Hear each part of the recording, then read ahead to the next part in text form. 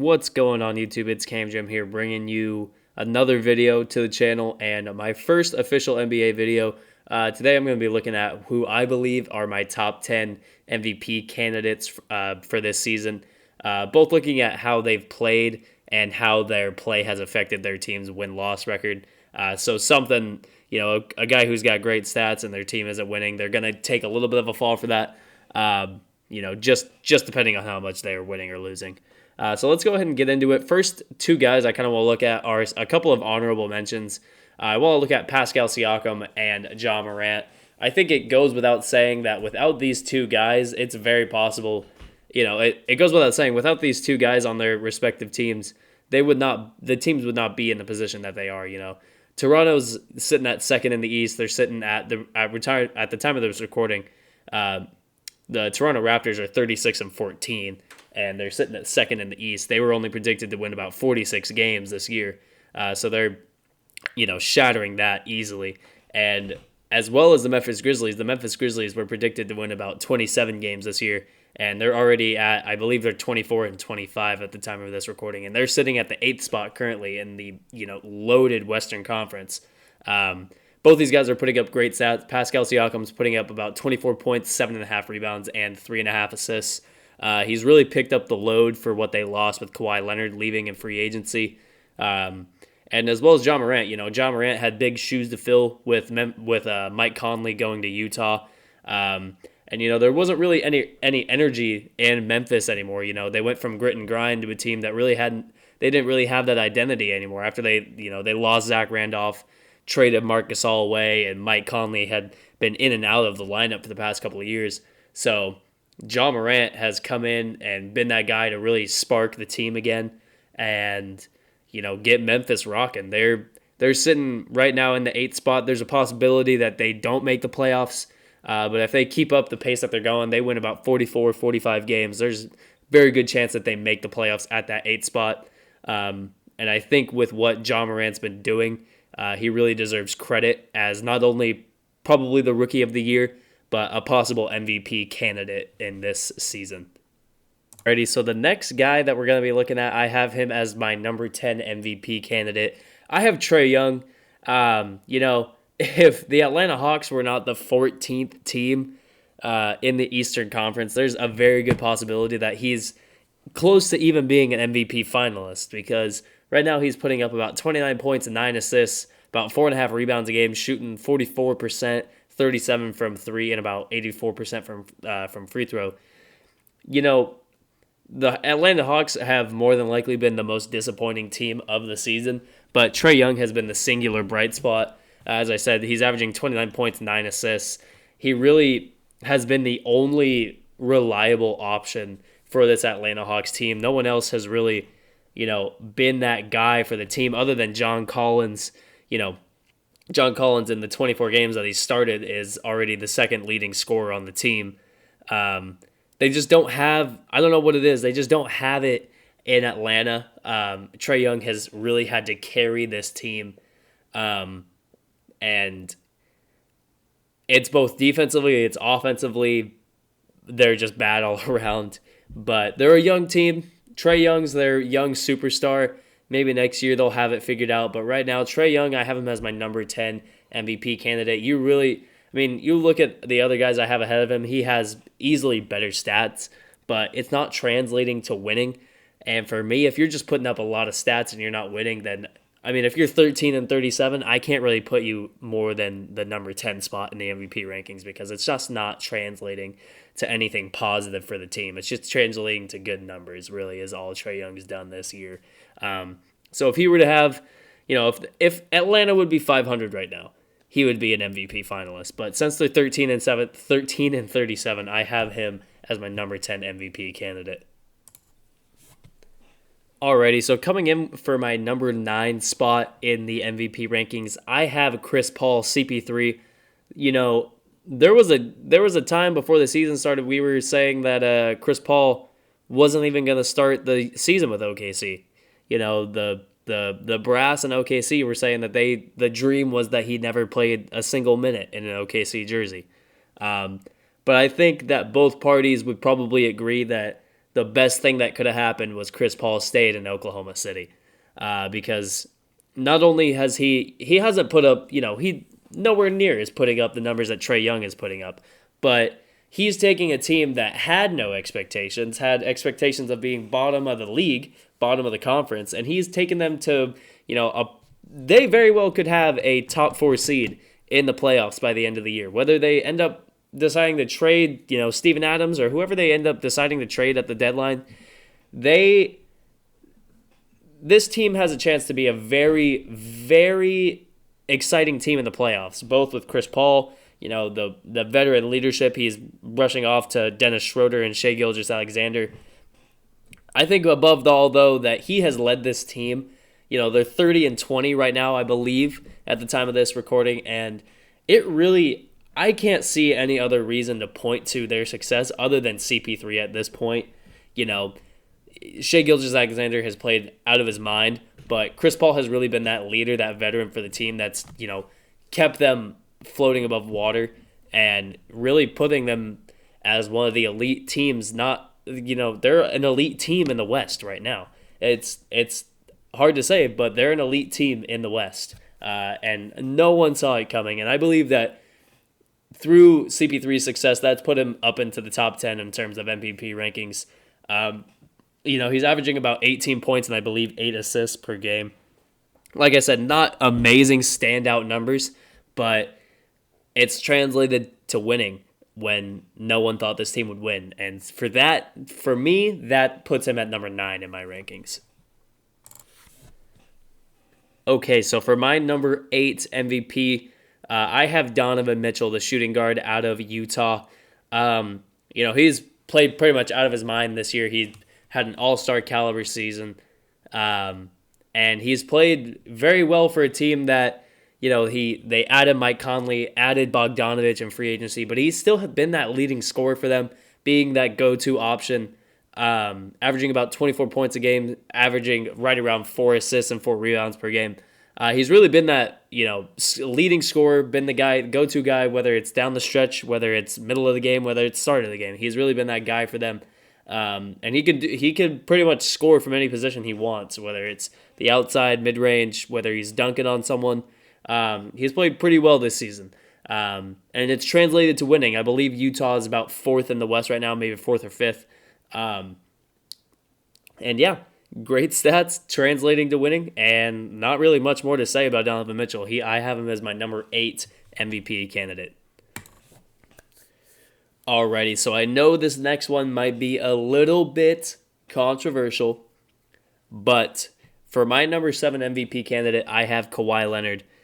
If Kawhi Leonard wasn't doing the whole load management thing, if the Clippers were in first place in the West instead of LeBron's Lakers, Kawhi would probably be up in the top 3, top 2, even possibly.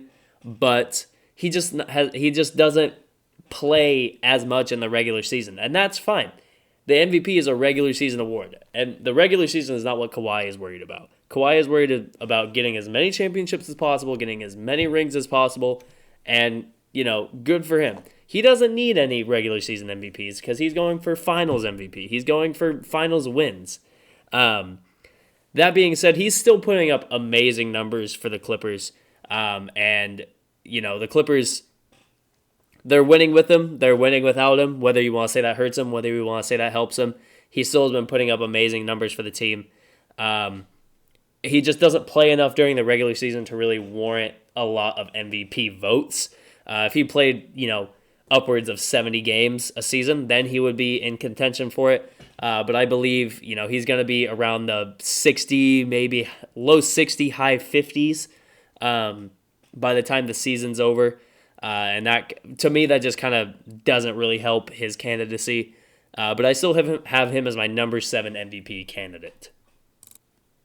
All right, so coming in at the number 6 spot for my MVP rankings, I have Luka Doncic, the do-it-all player out of Dallas, whether he's scoring, rebounding, or playmaking, averaging about 29 points, 9 rebounds, and 9 assists. He's got a crazy, crazy, crazy stat line, and Dallas has been above and beyond. I think many people saw Dallas as a team that would be in the playoffs, but somewhere between the 6 to 8 range.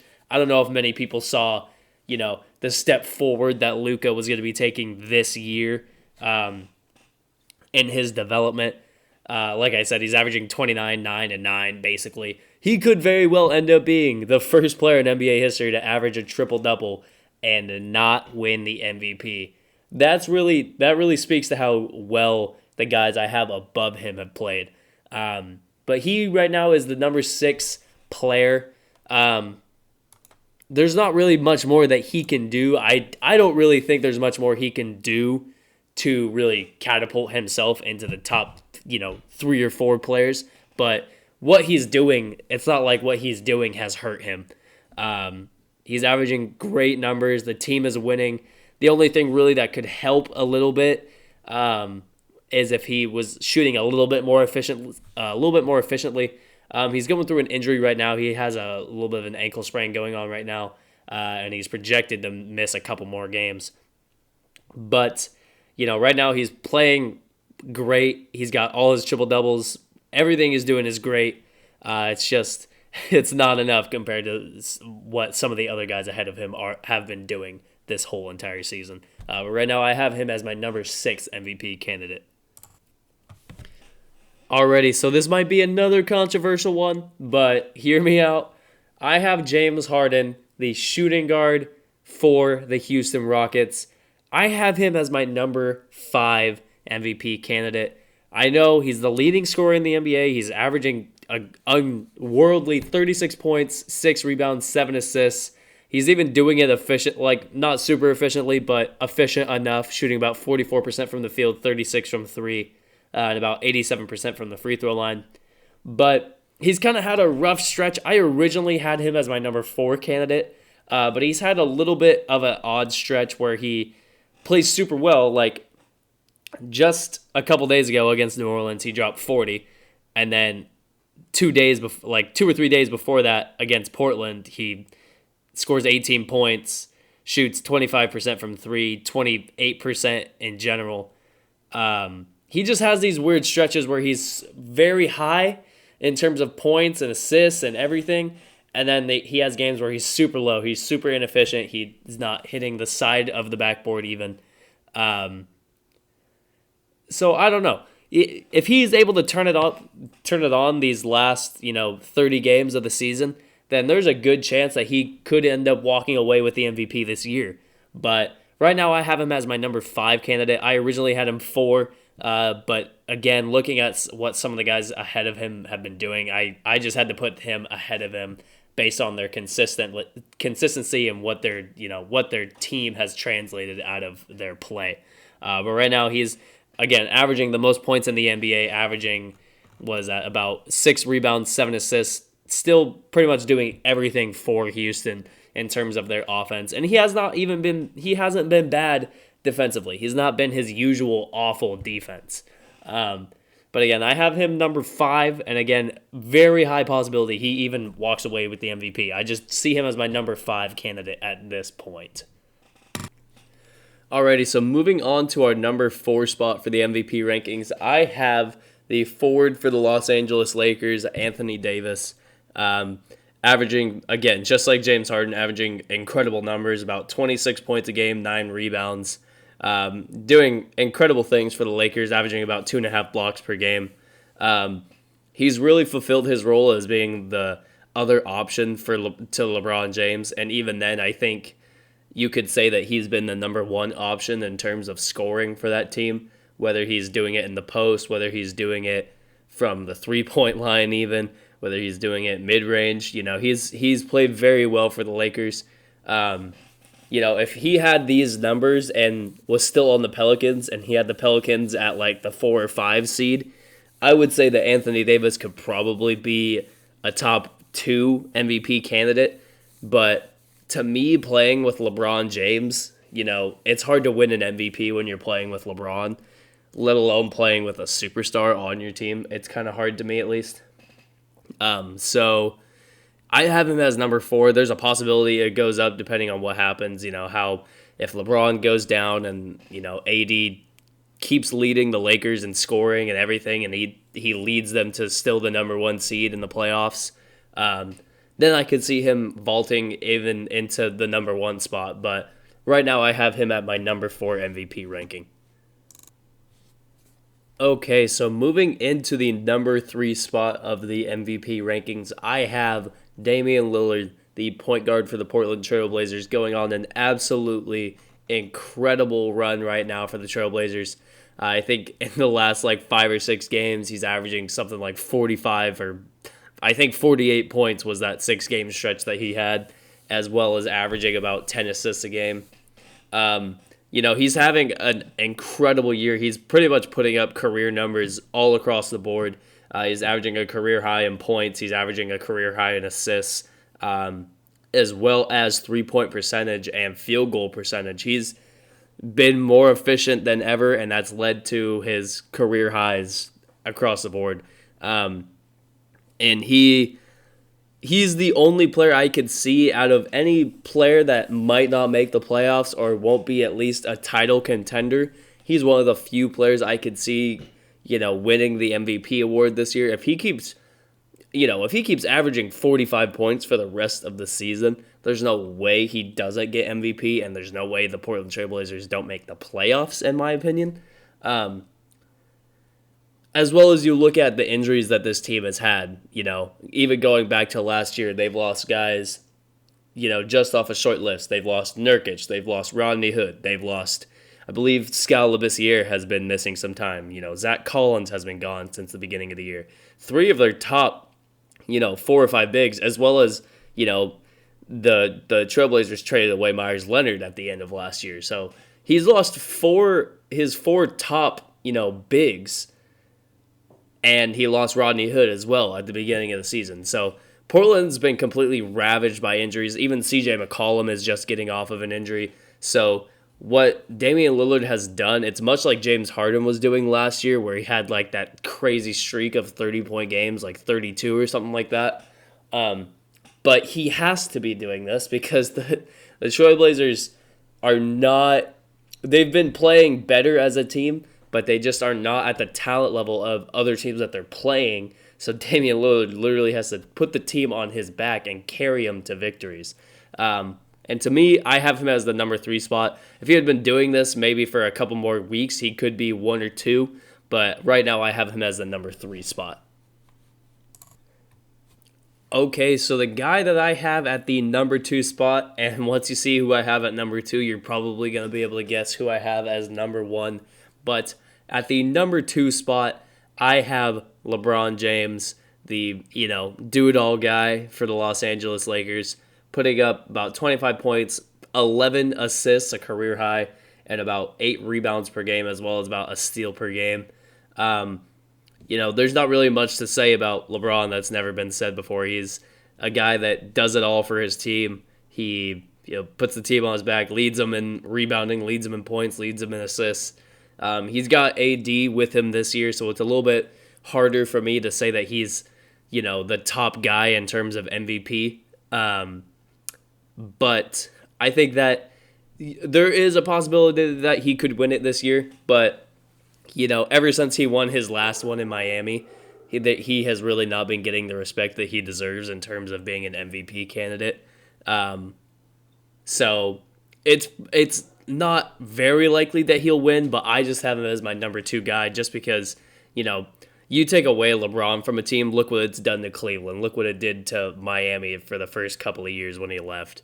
And look what it did to Cleveland the 2 times that he left. So yeah, I have him as my number 2 guy. Possibility of being number 1, but I just don't, based off the disrespect that he gets from a lot of the media people. I don't think it's highly likely that he'll win, especially with who we know is going to be the number 1 guy. But I have him as my number 2 MVP candidate. Alrighty, so my number 1 MVP candidate, I have Giannis Antetokounmpo. You could probably tell who it was based off the fact that I had LeBron at number 2. But yeah, Giannis has pretty much done everything for Milwaukee. He's led them to the number 1 record in the East.